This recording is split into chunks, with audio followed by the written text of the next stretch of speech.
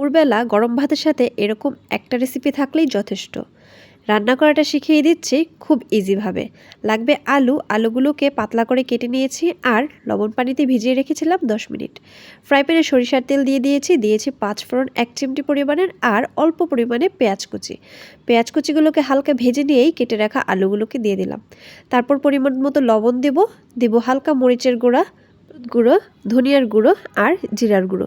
মশলাগুলো সব অল্প পরিমাণের করে দিয়ে এখন আলুগুলোকে নেড়েচেড়ে খুব ভালোভাবে মিশিয়ে নেব। ট্রাস্ট মি, এতদিন যত ধরনের রেসিপি আপনাদের সাথে শেয়ার করেছি এটা সবথেকে ইজি কিন্তু সবথেকে মজার।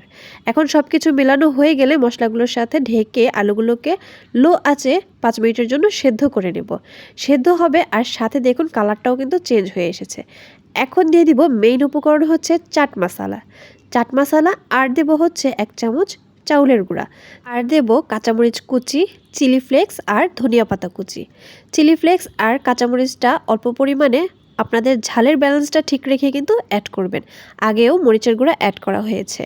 এখন খুব ভালোভাবে সব কিছু নেড়েচেড়ে মিশিয়ে নামিয়ে নিলেই কিন্তু একদম রেডি আমাদের আজকের আলুর রেসিপি। কয় মিনিট লেগেছে একটু খেয়াল করে দেখবেন আর আপনারাও ট্রাই করবেন। এত ইজি একটা রেসিপি বাট মুখে দিতেই মনে হচ্ছিল অসাধারণ মজা। অসংখ্য ধন্যবাদ আমার ভিডিওটি সম্পূর্ণ দেখার জন্য।